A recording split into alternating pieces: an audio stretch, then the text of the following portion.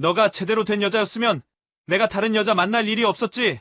당신이 쓸모없어서 그런 거잖아. 당장 내 집에서 나가! 모두가 모인 생일 모임에서 남편의 내연녀가 임신 사실을 폭로했고 모든 손님 앞에서 머리채를 잡힌 채 집 밖으로 내쫓긴 여자가 있었습니다. 시어머니는 박수까지 치며 웃어댔죠. 하지만 그들은 몰랐습니다. 자신들이 쫓아낸 며느리의 친정엄마가 강북 부동산계 거물이라는 사실을요. 과연 이 여자는 어떻게 복수했을까요? 시청 전에 구독과 좋아요 꼭 부탁드립니다. 영상 제작에 큰 힘이 됩니다. 너 같은 게 무슨 자격으로 여기 서 있어? 전영자의 날카로운 목소리가 거실을 가득 채웠습니다. 신유경은 시어머니가 좋아하는 갈비찜을 정성껏 준비하며 이날만을 기다렸죠. 오지훈의 42번째 생일, 친척과 지인들이 모인 자리였습니다. 유경은 앞치마를 두른 채 주방과 거실을 오가며 손님들을 맞이했어요. 어머님, 음식 더 드릴까요? 유경이 공손하게 물었지만 영자는 쳐다보지도 않았습니다. 대신 옆에 앉은 친구에게 속삭이듯 말했죠. 우리 며느리가 뭐 하나 제대로 하는 게 있어야 말이지. 주변 사람들의 웃음소리가 들렸습니다. 유경은 익숙한 모욕에 미소만 지은 채 다시 주방으로 향했어요. 결혼 5년 동안 그녀가 견뎌온 일상이었습니다. 지우는 거실 소파에 앉아 술잔을 기울이며 친구들과 떠들고 있었죠. 현관문이 열렸습니다. 하이힐 소리가 경쾌하게 울렸어요. 26쯤 되어 보이는 젊은 여자가 들어섰습니다. 빨간 원피스를 입은 그녀는 손에 케이크 상자를 들고 있었죠. 생일 축하해요, 오빠. 여자의 목소리에 거실이 조용해졌습니다. 지훈의 얼굴이 하얗게 질렸어요. 유경은 주방에서 나와 그 광경을 지켜봤습니다. 너가 왜 여기를 와? 지훈이 황급히 일어섰습니다. 하지만 여자는 웃으며 거실 한가운데로 걸어갔죠. 왜 오면 안 돼요? 오빠 아기 엄마인데. 케이크 상자가 바닥에 떨어졌습니다. 영자가 벌떡 일어났어요. 지금 무슨 소리야? 여자는 핸드백에서 초음파 사진을 꺼내 테이블 위에 던졌습니다. 사진 속에는 작은 태아의 모습이 선명했죠. 12주예요. 오빠 아기. 유경의 다리가 휘청거렸습니다. 벽을 짚고 가까스로 중심을 잡았어요. 주변 사람들은 숨죽인 채 상황을 지켜봤습니다. 지훈이 여자에게 다가갔죠. 미쳤어? 당장 나가. 하지만 여자는 물러서지 않았습니다. 오히려 유경을 가리키며 말했어요. 이 여자 때문에 우리가 숨어 다녀야 해요? 전 이제 참을 수 없어요. 오빠 아기를 낳을 거예요. 영자가 유경을 노려봤습니다. 그 눈빛에는 분노와 혐오가 가득했죠. 다 네 탓이야. 네가 제대로 된 아내였으면 우리 아들이 밖에서 위로를 찾았겠어? 유경은 말문이 막혔습니다. 자신이 피해자인데 오히려 가해자 취급을 받는 상황이었죠. 지훈이 유경에게 다가왔어요. 그의 얼굴은 일그러져 있었습니다. 다 너가 못나서 그래. 애도 못 낳는 주제에 집안에서 뭘 했어? 유경이 입을 열려 했지만 지훈의 손이 먼저 움직였습니다. 그는 유경의 머리채를 움켜쥐었죠. 아! 유경의 비명이 터져 나왔습니다. 지훈은 그녀를 거실 바닥으로 끌고 갔어요. 손님들 앞에서 벌어지는 폭력이었습니다. 당장 짐 싸서 나가. 네 얼굴 다시는 보기 싫어. 유경은 바닥에 쓰러진 채 고개를 들었습니다. 눈물이 볼을 타고 흘러내렸죠. 영자가 팔짱을 낀 채 내려다봤어요. 우리 집안 망신시키고도 할 말이 있어? 어디 친정도 변변찮은 게 시집와서 밥이나 얻어먹었으면 감사할 줄 알아야지. 주변 사람들은 아무도 말리지 않았습니다. 오히려 수군거리는 소리만 들렸죠. 저런 며느리 둔 집안이 불쌍하네.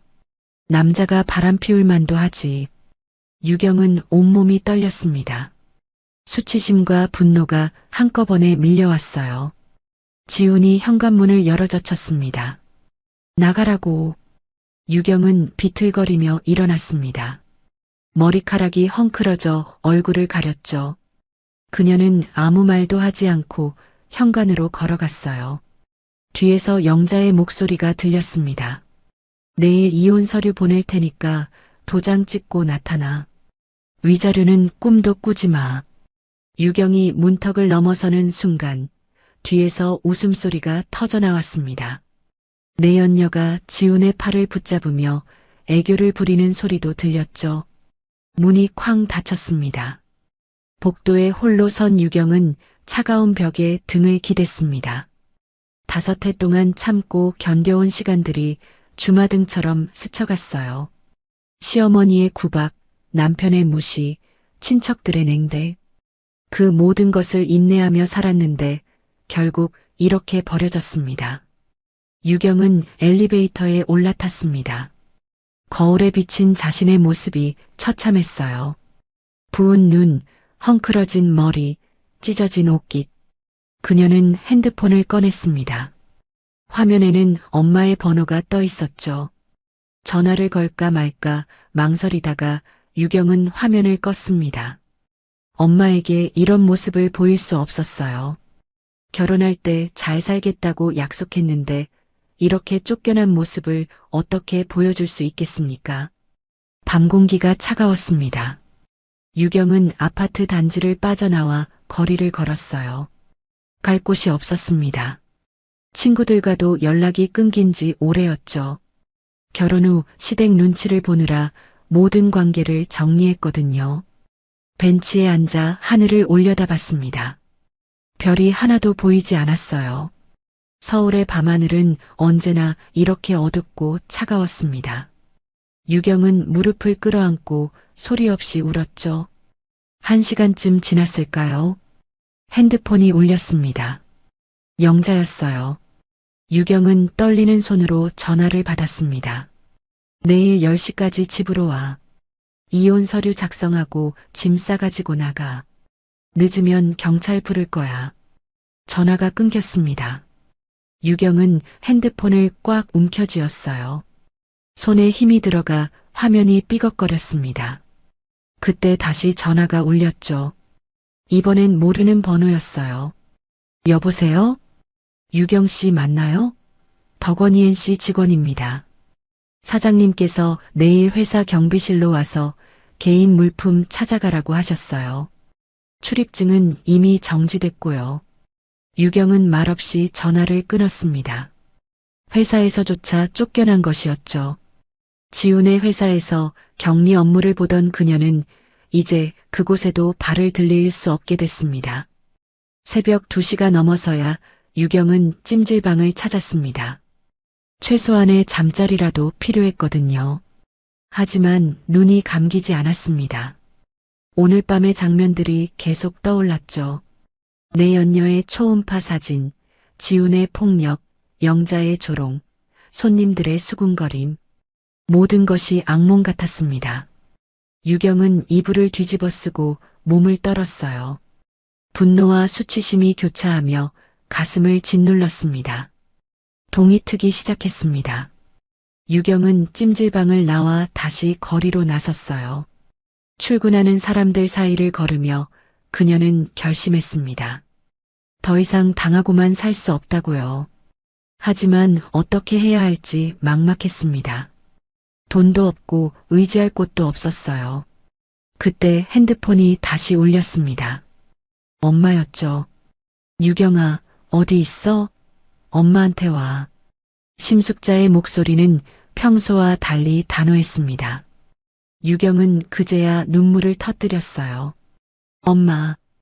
울음이 터져 나왔습니다. 더 이상 참을 수 없었죠. 심숙자는 침착하게 물었어요. 무슨 일 있었어? 엄마한테 다 얘기해. 유경은 떨리는 목소리로 어젯밤의 일을 털어놨습니다.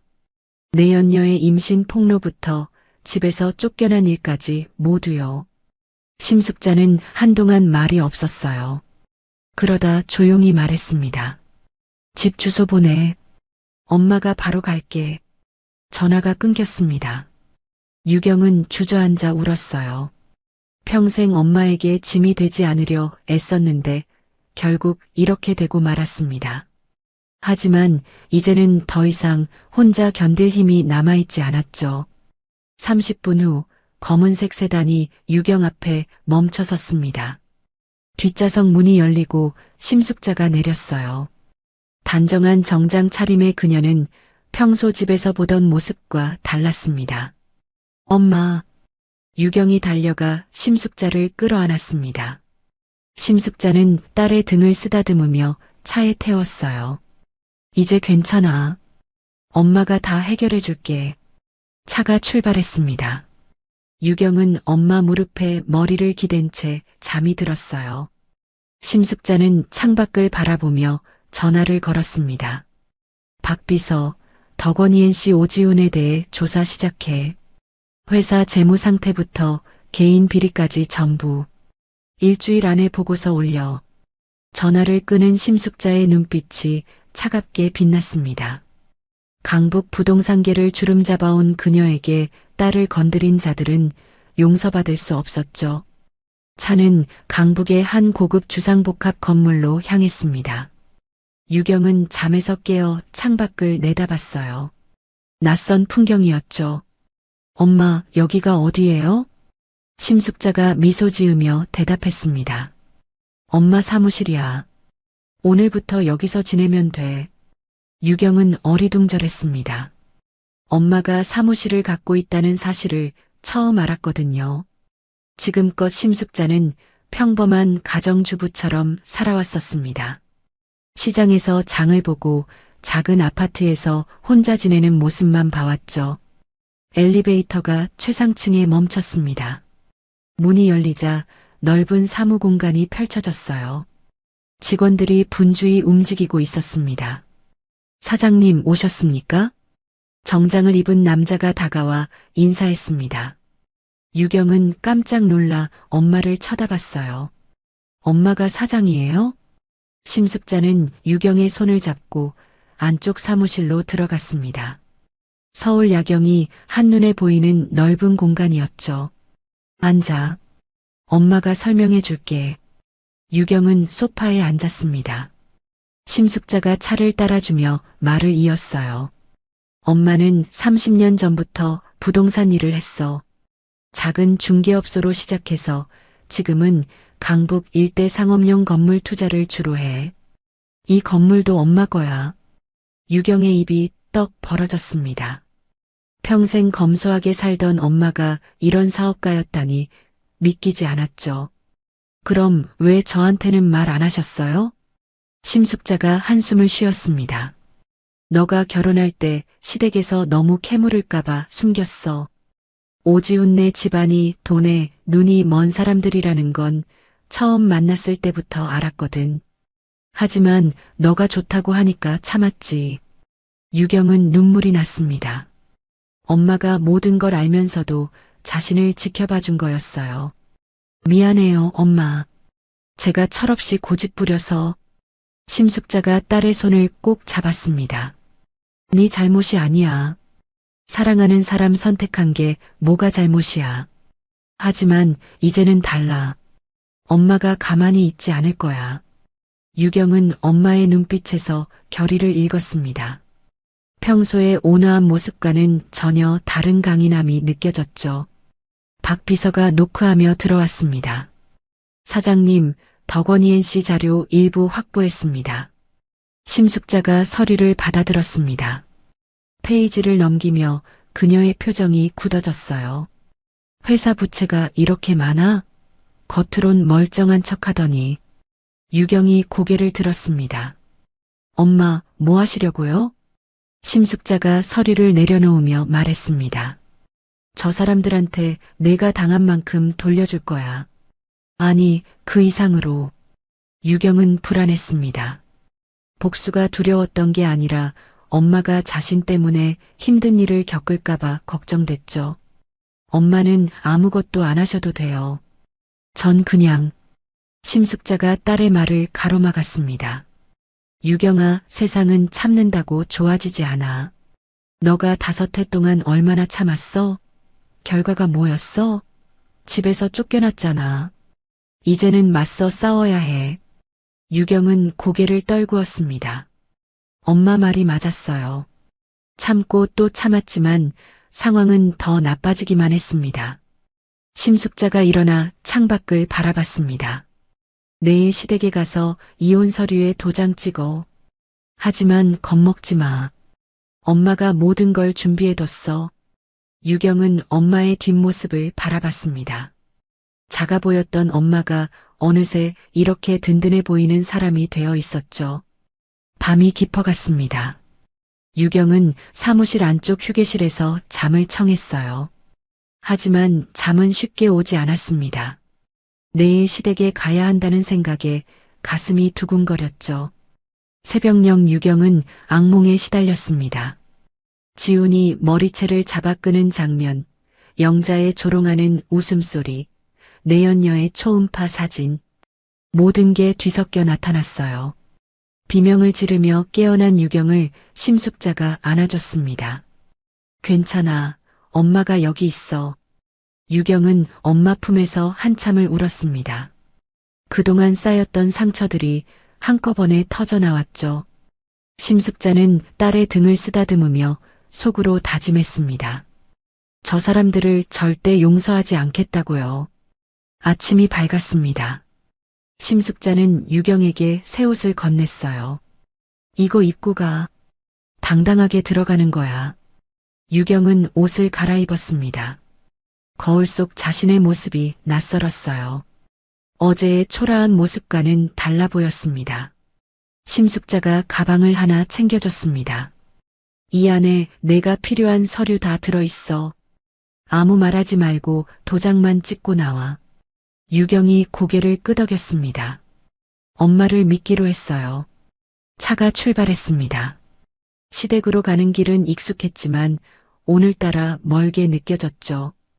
유경은 손을 꽉 쥐고 창밖을 바라봤습니다. 아파트 주차장에 도착했습니다.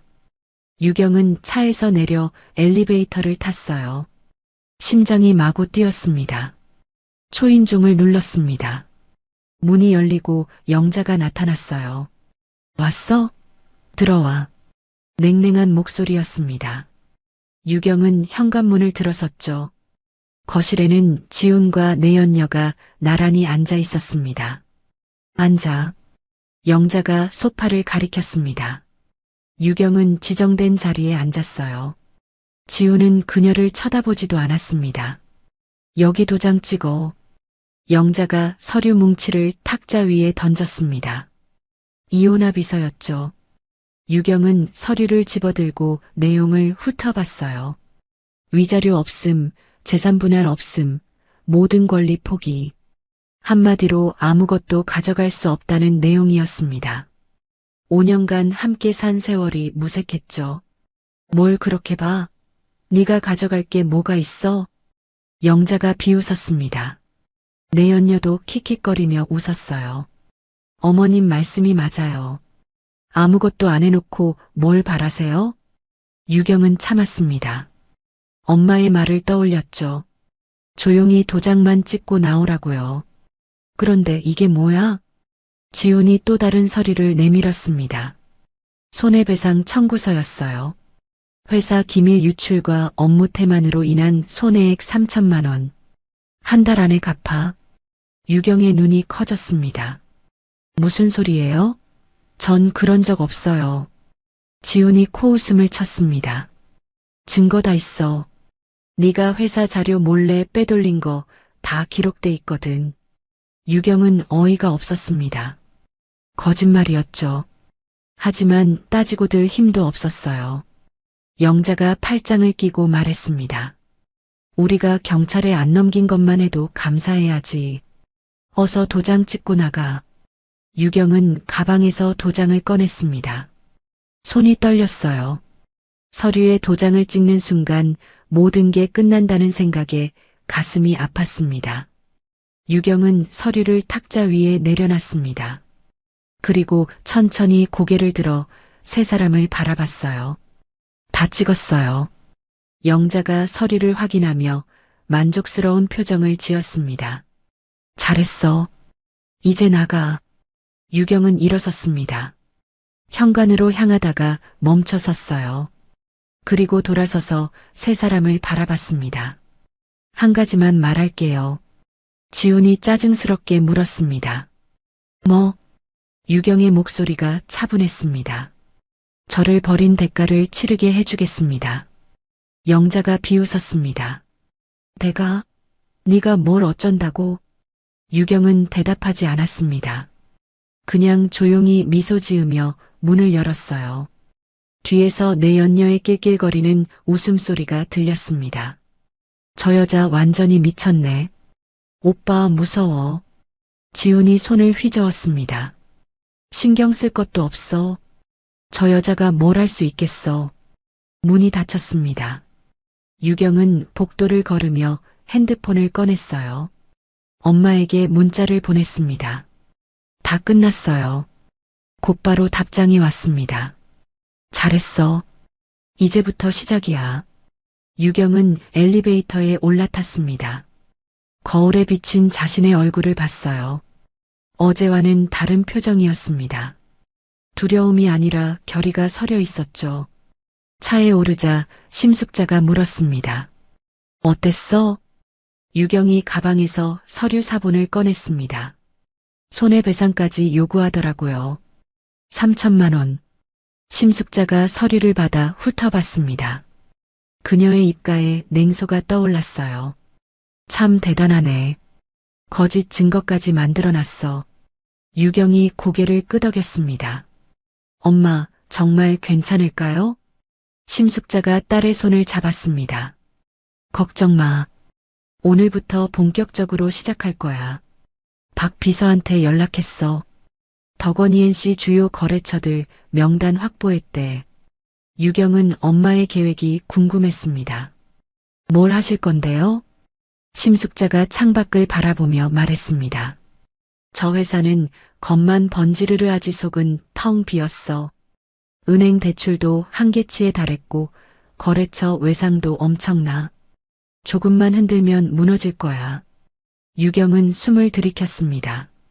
엄마의 계획이 현실로 다가오는 순간이었죠. 차는 사무실로 향했습니다. 도중에 심숙자가 여러 통의 전화를 걸었어요. 이 사장님, 덕원 ENC랑 거래 중단해 주세요. 네, 제가 보상할게요. 김 부장님, 그쪽 건물 임대권은 덕원 ENC 말고 다른 업체로 바꿔주세요. 제가 더 좋은 조건 드릴게요. 유경은 엄마의 통화를 들으며 놀라움을 감추지 못했습니다.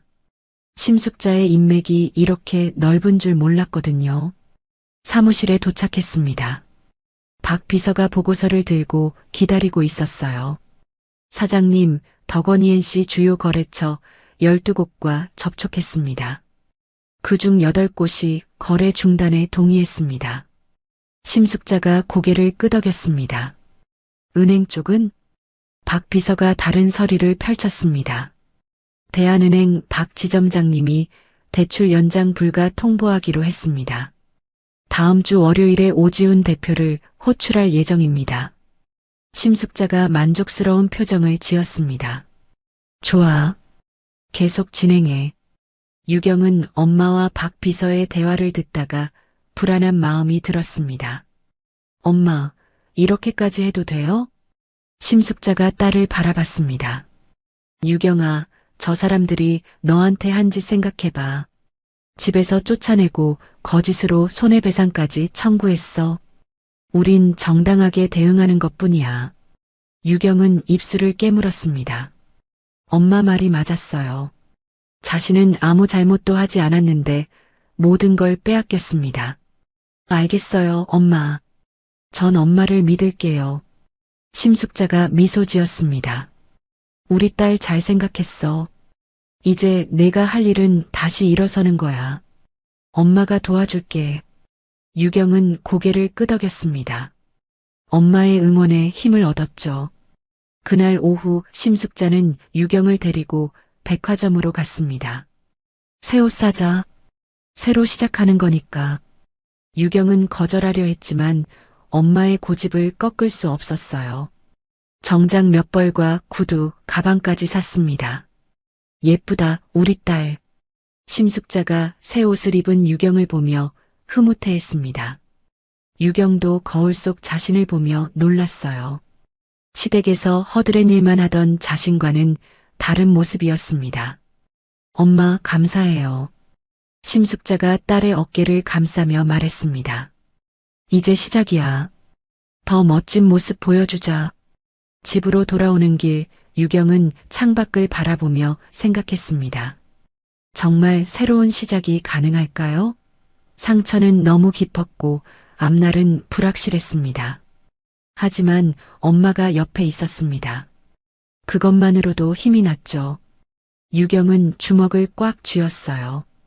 다시는 무너지지 않기로 결심했습니다. 그날 밤 덕원이엔 씨 사무실에서는 비상이 걸렸습니다. 거래처 여러 곳에서 갑자기 계약 해지 통보가 들어왔거든요. 지훈이 전화기를 내려치며 소리쳤습니다. 도대체 무슨 일이야? 왜 갑자기 다들 계약을 취소해? 직원들은 아무도 대답하지 못했습니다. 이유를 알 수 없었거든요. 영자가 회사로 달려왔습니다. 무슨 일이야? 왜 이렇게 난리야? 지훈이 답답한 표정으로 말했습니다. 거래처들이 동시에 계약 취소를 통보했어요. 이러다간 회사가 위험해요. 영자의 얼굴이 하얗게 질렸습니다. 은행한테 대출 더 받을 수 있어? 지훈이 고개를 저었습니다. 이미 한도가 꽉 찼어요. 더 이상은 불가능해요. 모자는 서로를 바라보며 불안에 떨었습니다. 하지만 원인을 알 수 없었죠. 설마 쫓아낸 며느리와 관련이 있으리라곤 꿈에도 생각하지 못했습니다. 월요일 아침이 밝았습니다. 지훈은 대한은행 지점장실로 호출을 받았어요. 불안한 마음에 넥타이를 여러 번 고쳐 맸습니다. 지점장실 문을 열고 들어가자 박 지점장이 딱딱한 표정으로 앉아 있었습니다. 앉으세요, 오 대표님. 지훈은 긴장한 채 의자에 앉았습니다. 박 지점장이 서류를 펼쳤어요. 단도직입적으로 말씀드리죠. 대출 연장이 어렵습니다. 지훈의 얼굴이 하얗게 질렸습니다. 무슨 말씀이세요? 지금까지 연체 한 번 없었는데요. 박 지점장이 고개를 저었습니다. 회사 신용도가 급격히 떨어졌어요. 주요 거래처들이 이탈했다는 정보도 입수했고요. 은행 입장에서는 리스크가 너무 커요. 지훈이 다급하게 말했습니다. 조금만 시간을 주세요. 새 거래처 확보하면 돼요. 박 지점장이 냉정하게 대답했습니다. 이미 결정됐습니다. 다음 달까지 원금 전액 상환하셔야 해요. 그게 안 되면 담보 처분 절차에 들어갑니다. 지훈은 말문이 막혔습니다. 대출금이 15억이었어요.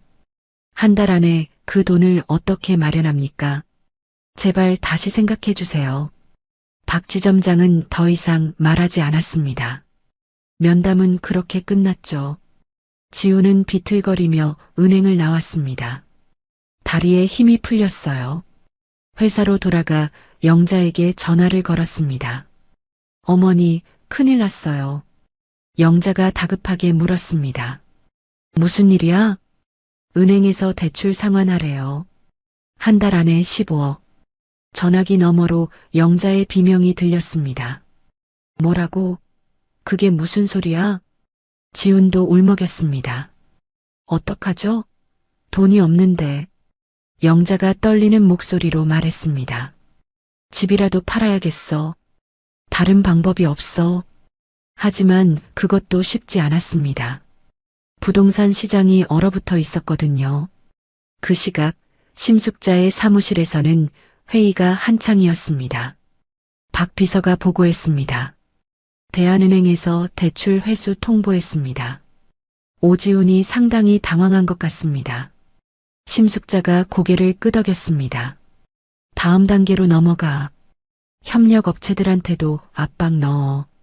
유경은 옆에서 보고서를 검토하고 있었습니다. 엄마의 치밀한 계획에 놀라움을 금치 못했죠. 엄마, 이렇게까지 준비하셨어요? 심숙자가 미소 지었습니다. 이건 시작에 불과해. 저 사람들이 내게 한 짓의 10분의 1도 안 돼. 유경은 서류를 넘기며 물었습니다. 덕원이엔 씨가 정말 망하는 건가요? 심숙자가 단호하게 대답했습니다. 곧 그렇게 될 거야. 재무 구조가 엉망이거든. 겉만 그럴싸했지 속은 빈 깡통이었어. 유경은 복잡한 심정이었습니다. 한편으론 속이 시원했지만 다른 한편으론 두려웠어요. 며칠 후 덕원이엔 씨 사무실 분위기는 최악이었습니다. 협력업체들이 대금 지급을 독촉했고 직원들 월급도 밀렸죠.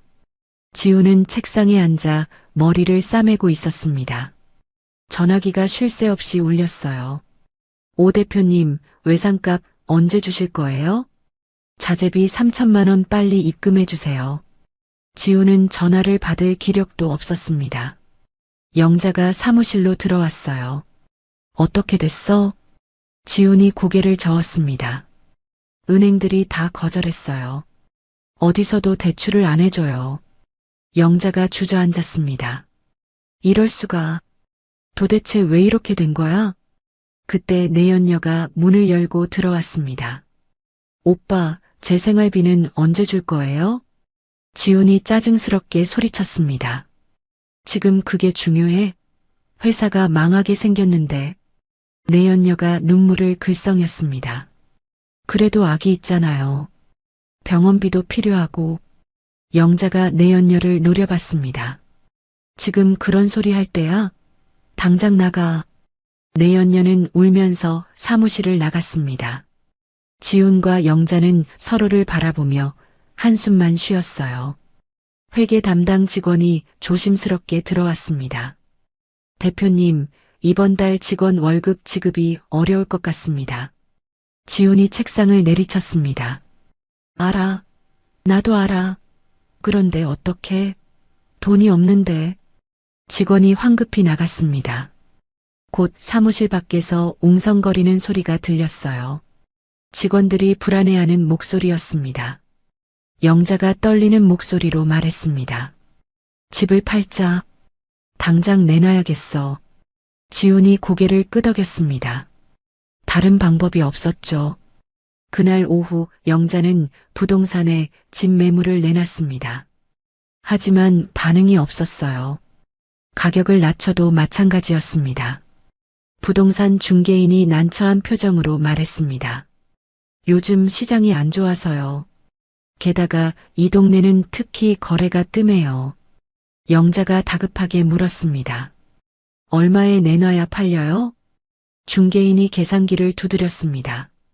시세보다 30%는 낮춰야 할 것 같은데요. 영자는 기가 막혔습니다. 그렇게 하면 은행 빚도 다 못 갚았죠. 집으로 돌아온 영자는 거실 소파에 주저앉았습니다. 머릿속이 하얗게 변했어요. 어떻게 해야 할지 막막했습니다. 그때 문자가 왔습니다. 대한은행이었어요. 대출 상환 기한 2주일 남았습니다. 미상환 씨 담보 처분 절차 진행합니다. 영자는 핸드폰을 던져버렸습니다. 화면이 깨졌지만 신경 쓸 겨를이 없었죠. 지훈도 집으로 돌아왔습니다. 두 사람은 말없이 마주 앉았어요. 어떡하지? 영자의 목소리가 떨렸습니다. 지훈도 대답할 말이 없었죠. 그 시각 심숙자는 유경에게 새로운 계획을 설명하고 있었습니다. 이제 너가 나설 차례야. 유경이 고개를 들었습니다. 제가요? 심숙자가 고개를 끄덕였습니다. 사업 시작할 거야. 엄마가 자금 대줄게. 넌 실력만 보여주면 돼. 유경은 자신이 없었습니다. 전 아무것도 몰라요. 심숙자가 딸의 손을 잡았습니다. 넌 덕원이엔 씨에서 5년 동안 격리일 했잖아. 회사 돌아가는 거 다 알아. 그걸로 충분해. 유경은 망설였습니다. 하지만 엄마의 확신에 찬 눈빛을 보며 용기를 냈어요. 해볼게요. 심숙자가 미소 지었습니다. 잘 생각했어. 내일부터 준비하자. 그날 밤 유경은 잠들지 못했습니다. 새로운 시작에 대한 기대와 불안이 교차했죠. 창밖을 바라보며 그녀는 생각했습니다. 정말 할 수 있을까? 하지만 돌아갈 곳은 없었습니다. 앞으로 나아가는 수밖에요. 유경은 주먹을 꽉 쥐었습니다. 다음 날 아침 심숙자와 유경은 새 사무실을 알아보러 나갔습니다. 강남의 한 오피스 빌딩이었죠. 여기 어때? 심숙자가 물었습니다. 유경은 넓은 공간을 둘러보며 놀랐어요. 너무 큰 것 같은데요. 심숙자가 웃었습니다. 크게 생각해야 크게 돼. 여기서 시작하자. 계약이 진행됐습니다. 유경은 사업자 등록도 냈어요. 회사명은 유성기획으로 정했습니다. 며칠 후 유경은 첫 직원 면접을 받습니다. 긴장됐지만 최선을 다했어요. 면접이 끝나고 심숙자가 물었습니다. 어땠어? 유경이 미소 지었습니다. 생각보다 괜찮았어요. 할 수 있을 것 같아요. 심숙자가 딸의 어깨를 토닥였습니다. 잘하고 있어. 이제 본격적으로 시작이야. 유경은 고개를 끄덕였습니다. 새로운 인생이 펼쳐지고 있었죠. 석 달이 흘렀습니다. 유성기획은 빠르게 성장했어요. 심숙자의 인맥과 유경의 실력이 만나 시너지를 냈습니다. 유경은 매일 새벽같이 출근해 밤늦게까지 일했어요. 직원들도 그녀의 열정에 감동했습니다. 대표님, 오늘 계약 성사됐습니다. 영업팀장이 기쁜 표정으로 보고했습니다. 유경이 미소 지었어요. 수고했어요. 다들 회식 갈까요? 직원들이 환호했습니다. 유경은 함께 일하는 사람들을 소중히 여겼죠. 시댁에서 무시당했던 기억 때문에 더 그랬습니다. 심숙자는 딸의 성장을 지켜보며 뿌듯해했습니다. 우리 딸 정말 잘하네. 박 비서가 옆에서 말했습니다.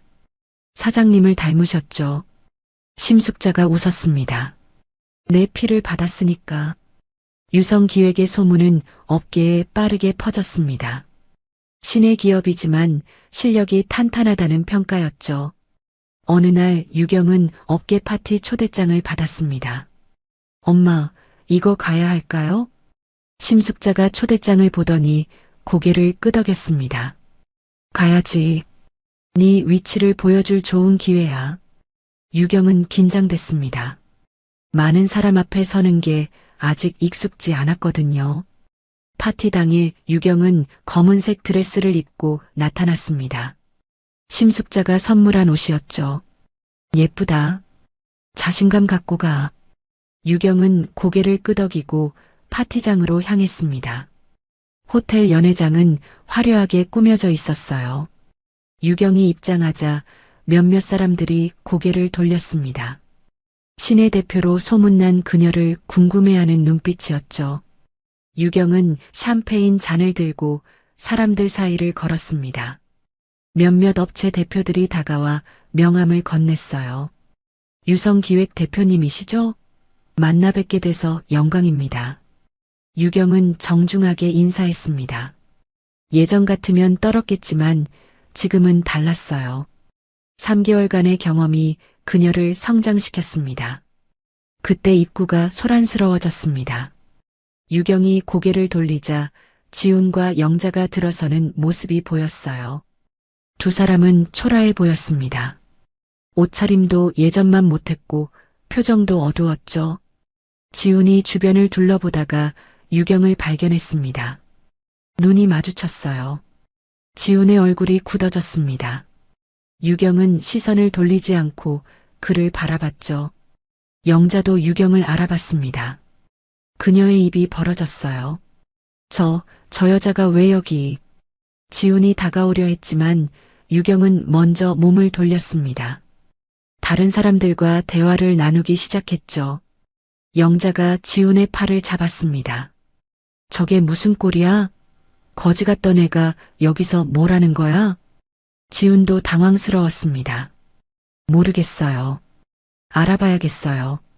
하지만 유경에게 다가가기 전에 파티 진행자가 마이크를 잡았습니다.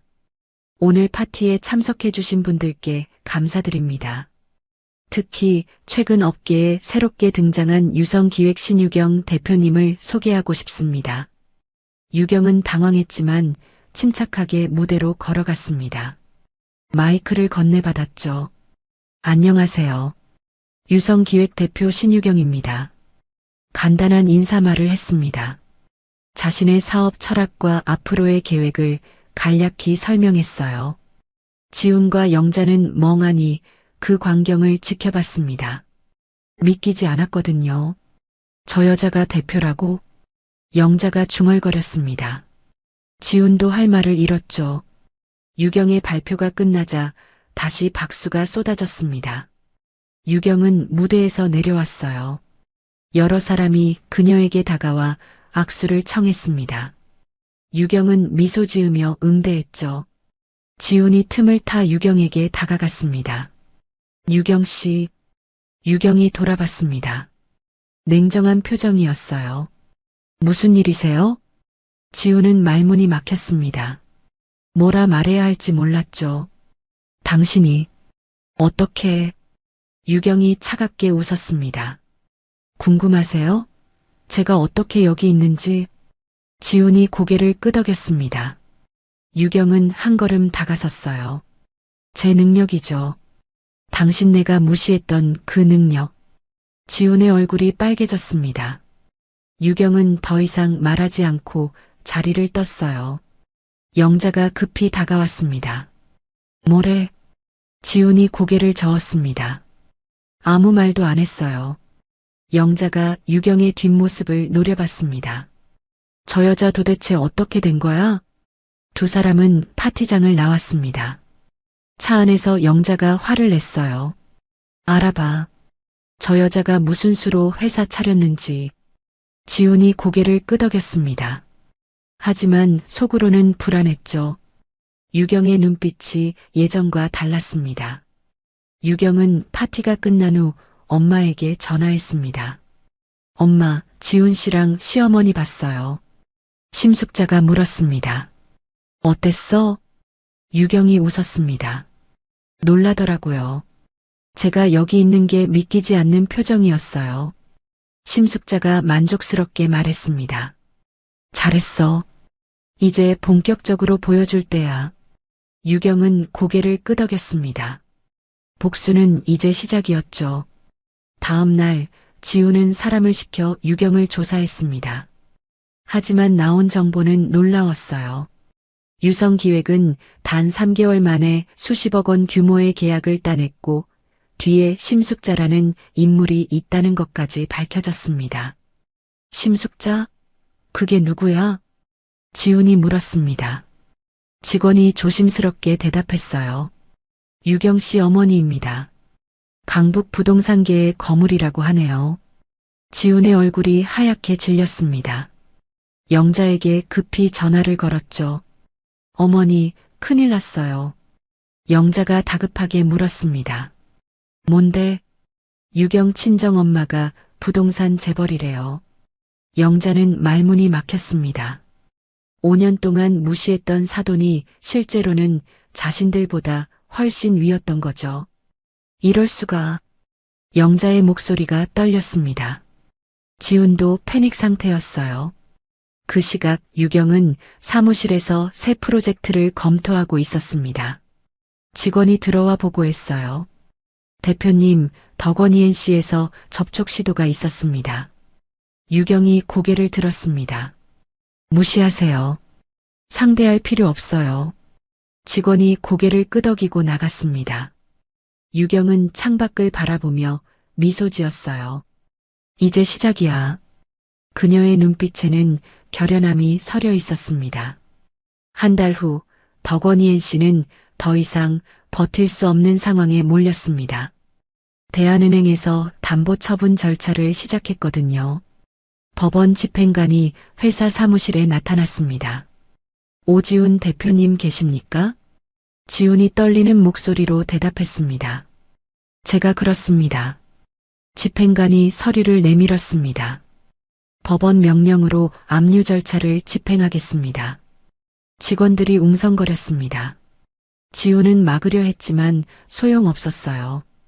잠깐만요. 조금만 더 시간을 주세요. 집행관은 고개를 저었습니다. 이미 기한이 지났습니다. 절차를 진행하겠습니다. 회사 곳곳에 압류 스티커가 붙기 시작했습니다. 컴퓨터, 책상, 의자, 심지어 화분까지요. 직원들은 하나둘 짐을 싸기 시작했습니다. 월급도 못 받은 상황에서 더 이상 버틸 이유가 없었죠. 대표님, 저희는 이만 가보겠습니다. 한 직원이 조심스럽게 말했습니다. 지훈은 대답할 힘도 없었어요. 지훈이 영자에게 전화를 걸었습니다. 어머니, 회사 압류당했어요. 영자의 비명이 들렸습니다. 뭐라고? 어떻게? 지훈이 울먹였습니다. 집도 압류 들어올 거래요. 내일 집행관이 온대요. 영자는 주저앉았습니다. 전화기를 떨어뜨렸죠. 다음 날 아침 집행관이 영자의 집에 나타났습니다. 현관문을 두드리는 소리가 울렸어요. 영자는 문을 열지 않으려 했지만 집행관은 경찰과 함께 왔습니다. 문 열어주세요. 안 열면 강제로 열겠습니다. 영자는 어쩔 수 없이 문을 열었습니다. 집행관들이 들어와 집 안 곳곳을 살폈어요. 압류 스티커가 거실 가구에 붙기 시작했습니다. 영자가 좋아하던 고급 소파, 식탁, TV 모두요. 이걸 왜 가져가요? 이건 제 거예요. 영자가 소리쳤습니다. 집행관이 차분하게 설명했습니다. 담보 설정된 부동산에 포함된 동산입니다. 법에 따라 압류합니다. 영자는 바닥에 주저앉아 울었습니다. 평생 모은 재산이 눈앞에서 사라지는 광경을 지켜봐야 했죠. 지훈도 집으로 왔습니다. 현관문에 붙은 압류 통지서를 보며 허탈하게 웃었어요. 끝났구나. 그때 내연녀가 나타났습니다. 배가 많이 불러 있었어요. 오빠, 저 이제 어떡해요? 지훈이 짜증스럽게 소리쳤습니다. 나한테 묻지 마. 나도 모르겠어. 내연녀가 울면서 말했습니다. 오빠가 책임져 준다고 했잖아요. 지훈은 대답하지 않았습니다. 책임질 능력이 없었거든요. 영자가 내연녀를 노려봤습니다. 다 너 때문이야. 너가 그때 나타나서 이렇게 됐어. 내연녀가 억울하다는 표정을 지었습니다. 제 잘못이 아니에요. 영자가 달려들려 했지만 지훈이 막았습니다. 그만해. 싸워서 뭐가 달라져? 세 사람은 압류된 집안에서 서로를 원망하며 시간을 보냈습니다. 그 시각 유경은 새로운 프로젝트 미팅 중이었습니다. 심숙자가 전화를 걸어왔어요. 유경아, 덕원이 NC 완전히 무너졌어. 유경이 잠시 말을 멈췄습니다. 그렇구나. 심숙자가 물었습니다. 기분이 어때? 유경은 복잡했습니다. 시원한 것 같기도 하고 슬픈 것 같기도 하고요. 심숙자가 조용히 말했습니다. 당연해. 너가 5년 동안 함께 산 사람들이니까. 하지만 그들은 너한테 그런 감정 없었어. 기억해. 유경이 고개를 끄덕였습니다. 알아요, 엄마. 전화를 끄는 유경은 잠시 창밖을 바라봤습니다. 햇살이 눈부셨어요. 며칠 후 영자와 지우는 임시거처로 쪽방을 얻었습니다. 월세도 겨우 낼 수 있는 작은 방이었죠. 영자는 방 안을 둘러보며 한숨만 쉬었습니다. 내가 이런 데서 살게 될 줄이야. 어떻게 해야 할지 모르겠어요. 영자가 갑자기 번뜩이는 눈빛으로 지훈을 봤습니다. 유경이한테 빌자. 지훈이 깜짝 놀라 물었습니다. 뭐라고요? 영자가 다시 말했습니다. 유경이가 돈 많잖아. 어머니한테라도 빌어보자. 우린 가족이었잖아. 지우는 난감했습니다. 그게 될까요? 영자가 단호하게 말했습니다. 해봐야지. 다른 방법이 없어. 지우는 망설이다가 유경에게 전화를 걸었습니다. 하지만 번호가 바뀌어 있었어요. 번호가 바뀌었네요. 영자가 답답해했습니다. 그럼 회사로 찾아가. 지우는 고개를 끄덕였습니다. 다음 날 유성기획사무실로 향했죠. 프런트에서 직원이 막았습니다. 예약 있으신가요? 지훈이 당황하며 말했습니다. 아니요. 그냥 대표님 좀 뵙고 싶은데요. 직원이 고개를 저었습니다.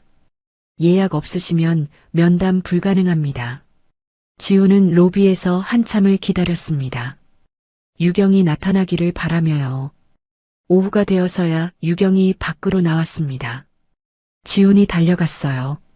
유경아. 유경이 멈춰서서 돌아봤습니다. 냉정한 표정이었죠. 무슨 일이세요? 지훈이 머리를 숙였습니다. 도와주세요. 우리 이렇게 살 순 없어요. 유경이 차갑게 웃었습니다. 저보고 어쩌라는 거죠? 지훈이 무릎을 꿇었습니다. 제발이요. 조금만 도와주세요. 어머니라도 생각해서.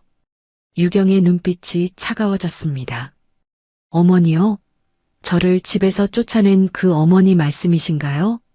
지우는 말문이 막혔습니다. 유경이 계속 말했어요. 머리채 잡고 끌어낸 게 누구였죠?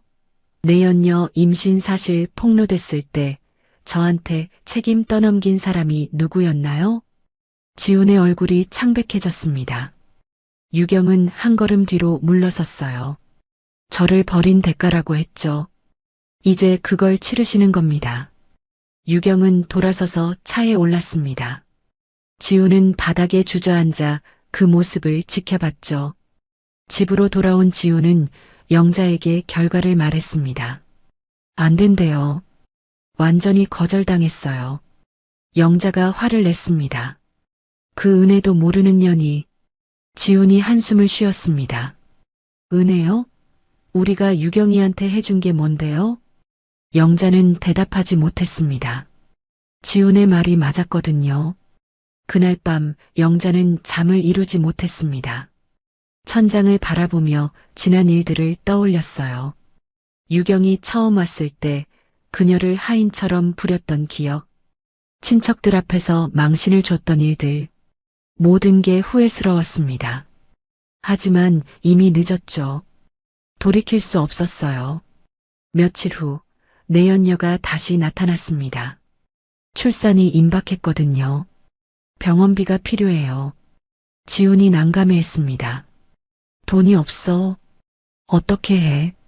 내연녀가 울먹였습니다. 그럼 저 어떡해요? 애기 낳으러 가야 하는데. 영자가 지갑을 뒤져 남은 돈을 꺼냈습니다. 이것밖에 없어. 가져가. 몇만 원뿐이었습니다. 내연녀는 돈을 받아들고 눈물을 흘렸어요. 정말 이것뿐이에요? 영자가 화를 냈습니다. 그럼 어쩌라고. 우리도 없어. 내연녀는 돈을 쥐고 나갔습니다. 문이 닫히는 소리가 쓸쓸했죠. 지훈과 영자는 말없이 앉아 있었습니다. 방 안은 침묵만 흘렀어요. 일주일 후 유경은 법무법인에서 연락을 받았습니다. 대표님, 오지훈 씨가 허위 고소를 했습니다. 유경이 서류를 받아봤습니다. 횡령 혐의였어요. 이게 뭐예요? 변호사가 설명했습니다. 회사 자금 3천만 원을 빼돌렸다는 내용입니다. 증거 자료도 제출했더군요. 유경은 어이가 없었습니다. 저는 그런 적 없어요. 증거가 조작된 거예요. 변호사가 고개를 끄덕였습니다. 알고 있습니다. 하지만 경찰에서 조사가 들어올 겁니다. 준비해야 합니다. 유경은 심숙자에게 전화를 걸었습니다. 엄마, 지훈이가 저를 고소했어요. 심숙자의 목소리가 차분했습니다. 예상했던 일이야. 걱정 마. 우리도 준비해뒀어. 유경은 엄마를 믿었습니다. 며칠 후 경찰서에서 유경을 소환했습니다. 유경은 변호사와 함께 출석했어요. 조사관이 질문을 시작했습니다. 회사 계좌에서 3천만 원이 빠져나간 기록이 있습니다. 설명해 주시겠습니까? 유경이 차분하게 대답했습니다. 그건 제가 한 게 아닙니다. 당시 저는 격리 업무만 담당했고 실제 이체 권한은 대표에게만 있었습니다. 조사관이 서류를 확인했습니다. 하지만 여기 당신 이름으로 된 이체 내역이 있네요. 유경의 변호사가 끼어들었습니다. 그 서류는 조작된 겁니다. 저희가 확보한 증거를 제출하겠습니다. 변호사가 USB를 건넸습니다. 조사관이 파일을 열어봤어요. 화면에는 덕원이엔 씨 내부 CCTV 영상이 나타났습니다. 지훈이 사무실에서 서류를 조작하는 장면이었죠. 이게 뭡니까? 조사관이 놀라며 물었습니다. 변호사가 설명했습니다. 오지훈 씨가 허위 증거를 만드는 장면입니다. 날짜와 시간을 보시면 고소 일주일 전입니다. 조사관은 영상을 자세히 봤습니다. 지훈이 컴퓨터로 서류를 수정하고 출력하는 모습이 선명했어요. 이건 어디서 구했습니까? 변호사가 미소 지었습니다. 합법적인 경로로 확보했습니다. 사실 심숙자가 미리 준비해둔 것이었습니다. 덕원이엔 씨의 보안 시스템을 관리하던 업체가 심숙자의 지인이었거든요. 조사관이 한숨을 쉬었습니다. 이거 큰일인데요. 무고죄가 성립되겠습니다. 유경은 안도했습니다. 변호사가 추가 서류를 제출했어요. 그리고 이건 회계장부 원본입니다. 3천만 원은 실제로 오지훈 씨가 개인적으로 사용한 금액입니다. 조사관이 서류를 검토했습니다. 지훈의 개인 계좌로 돈이 이체된 기록이 명확했죠. 알겠습니다. 신유경 씨는 이만 가셔도 됩니다. 오지훈 씨를 소환하겠습니다. 유경은 경찰서를 나왔습니다. 밖에서 심숙자가 기다리고 있었어요. 엄마, 잘했어. 이제 거의 다 끝났어. 유경은 눈물이 났습니다. 안도감 때문이었죠. 이틀 후 지훈은 경찰서에 소환됐습니다. 조사관이 증거 자료를 보여줬어요. 이게 뭡니까? 지훈은 CCTV 영상을 보고 식은땀을 흘렸습니다. 이건 말을 잇지 못했습니다. 조사관이 차갑게 말했어요. 무고죄와 증거 조작죄로 입건하겠습니다. 지훈의 얼굴이 하얗게 질렸습니다. 잠깐만요. 설명할게요. 조사관은 들으려 하지 않았습니다. 변호사 선임하시고 다음에 오세요. 지훈은 비틀거리며 경찰서를 나왔습니다. 영자에게 전화를 걸었어요. 어머니, 저 큰일 났어요. 영자가 다급하게 물었습니다. 뭔데? 무고죄로 입건됐대요. 유경이한테 증거 다 잡혔어요.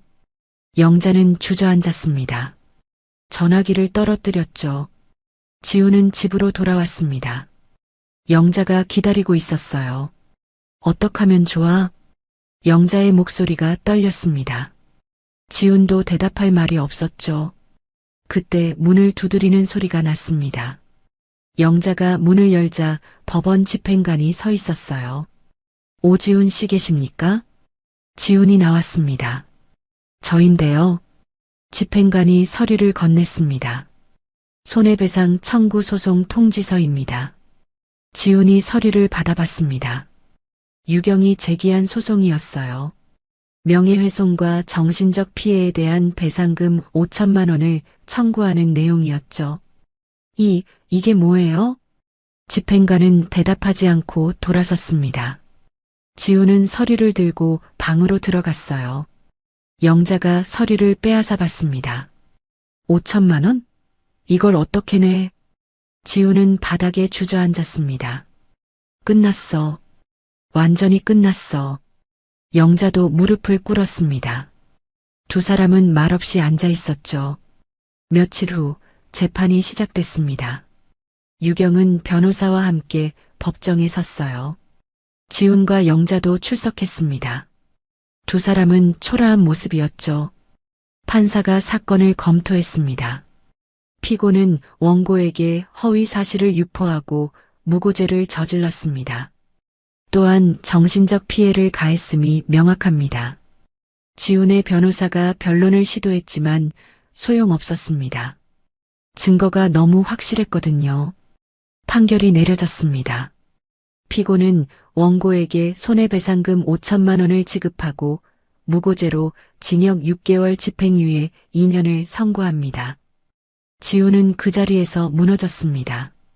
영자가 지훈을 부축했어요. 유경은 법정을 나왔습니다. 심숙자가 밖에서 기다리고 있었죠.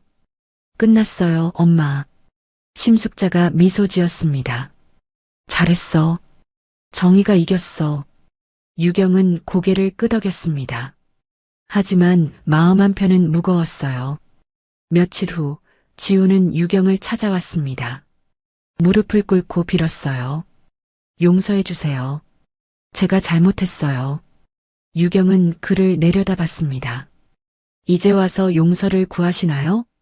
지훈이 고개를 숙였습니다. 제발이요. 어머니가 병원에 입원했어요. 치료비도 없어요. 유경의 표정이 흔들렸습니다. 하지만 곧 다시 굳어졌어요. 그건 제 문제가 아닙니다. 지훈은 더 이상 할 말이 없었습니다. 일어나서 나갔죠. 유경은 창밖을 바라봤습니다. 가슴이 답답했어요. 심숙자가 들어왔습니다. 괜찮아? 유경이 고개를 끄덕였습니다. 괜찮아요. 제 선택이니까요. 심숙자가 딸의 어깨를 안았습니다. 잘하고 있어. 유경은 엄마 품에 기댔습니다. 6개월이 더 지났습니다. 유성기획은 업계 중견 기업으로 성장했어요. 유경은 바쁜 나날을 보냈습니다. 어느 날 기자회견이 열렸습니다. 유경이 새 프로젝트를 발표하는 자리였죠. 기자들이 모여들었습니다. 유경은 단상에 올라 마이크를 잡았어요. 안녕하세요. 유성기획 대표 신유경입니다. 플래시가 터졌습니다. 유경은 침착하게 말을 이었어요. 오늘 발표할 프로젝트는 창업 지원 사업입니다. 기자들이 메모하기 시작했습니다. 유경이 설명을 계속했죠. 저는 어려운 시기를 겪으며 많은 것을 배웠습니다. 가정폭력, 경제적 어려움, 사회적 편견. 이 모든 것을 극복했습니다. 유경의 목소리가 떨렸습니다. 하지만 곧 다시 안정을 찾았어요. 이제 같은 어려움을 겪는 사람들을 돕고 싶습니다. 창업 자금 지원, 교육 프로그램, 멘토링까지 모두 제공할 예정입니다. 기자 하나가 손을 들었습니다. 개인적인 경험이 이 사업에 영향을 줬나요? 유경이 고개를 끄덕였습니다. 네. 저를 버린 사람들이 있었습니다. 그들은 제가 아무것도 할 수 없을 거라 생각했죠. 하지만 저는 일어섰습니다. 유경의 눈빛이 강렬했습니다. 세상은 침묵하는 사람을 도와주지 않습니다. 맞서 싸워야 합니다. 저는 그걸 보여주고 싶습니다. 박수 소리가 터져 나왔습니다. 기자회견이 끝나고 유경은 사무실로 돌아왔어요. 심숙자가 기다리고 있었습니다. 잘했어. 정말 자랑스러워. 유경이 미소 지었습니다. 엄마 덕분이에요. 심숙자가 고개를 저었습니다. 너가 한 거야. 엄마는 옆에서 도와준 것뿐이야. 두 사람은 창밖을 바라봤습니다. 서울의 야경이 아름다웠어요. 그 시각 영자는 병원 복도 의자에 앉아 있었습니다. 지훈이 옆에서 고개를 떨구고 있었죠. 간호사가 다가왔습니다. 입원비가 밀렸는데요. 오늘까지 납부하셔야 합니다. 지훈이 난감한 표정을 지었습니다. 조금만 더 기다려주세요. 간호사가 고개를 저었습니다. 이미 여러 번 기다려드렸어요. 오늘까지 안 되면 퇴원 조치하겠습니다. 간호사가 가고 지우는 한숨만 쉬었습니다. 영자가 병실에서 나왔어요. 어떻게 됐어? 지훈이 고개를 저었습니다. 안 돼요. 돈이 없어요. 영자의 눈에 눈물이 고였습니다. 이게 다 내 잘못이야. 지훈은 대답하지 않았습니다. 영자가 계속 말했어요. 유경이한테 그렇게 하지 말았어야 했어. 내가 너무 욕심이 많았어. 이제 와서 후회해도 소용없었습니다.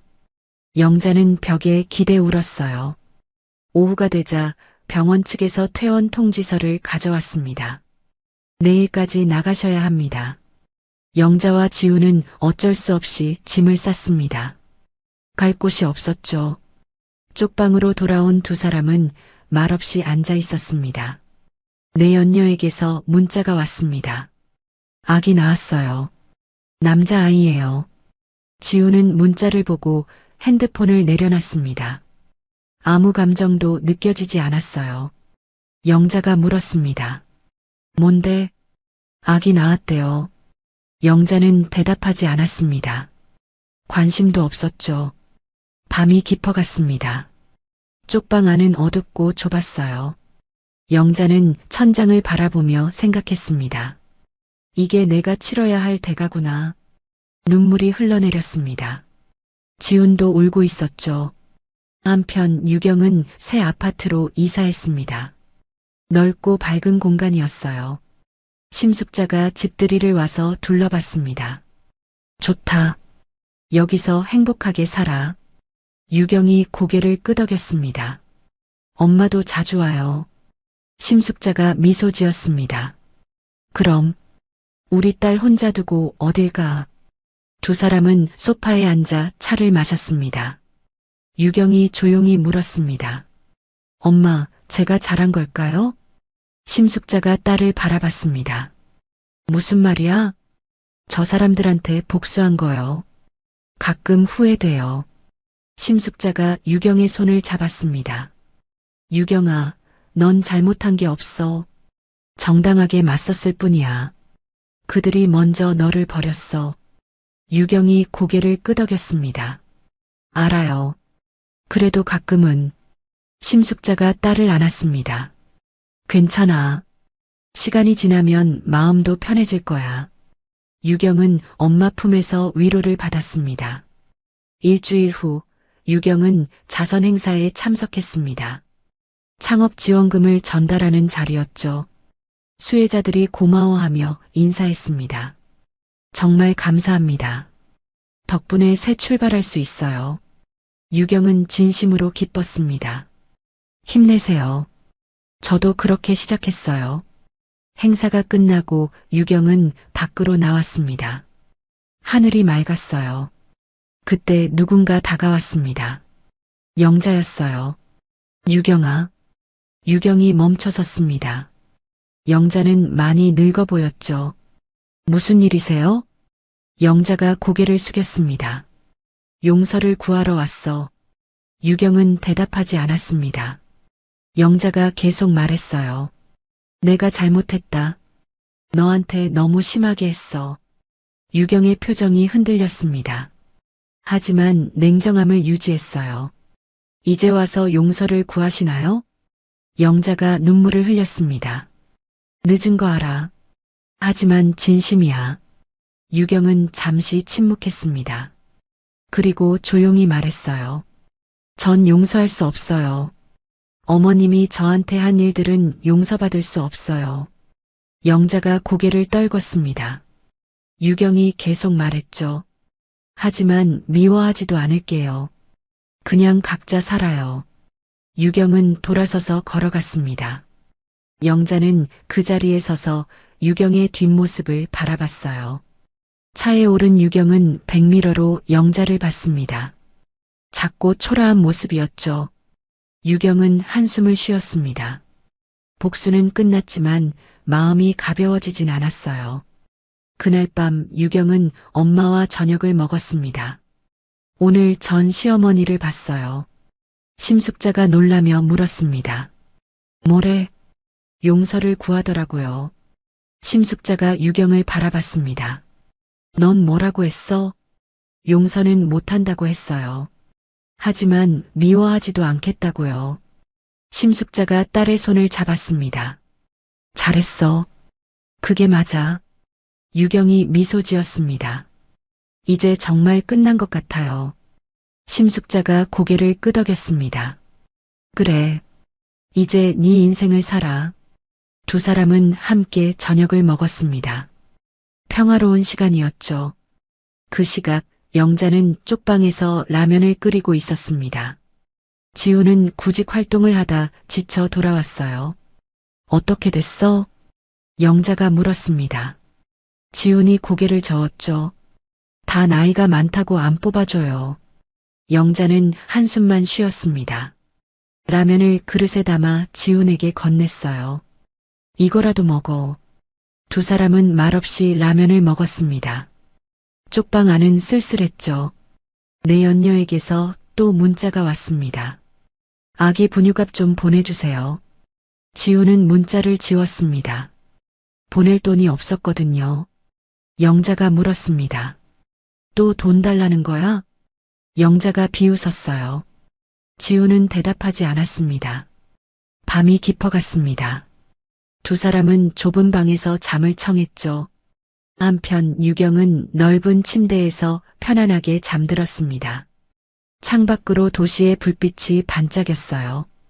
다음 날 아침 유경은 일찍 일어나 운동을 했습니다. 건강한 일상이었죠. 사무실에 출근하자 직원들이 반겼습니다. 대표님, 아침 식사하셨어요?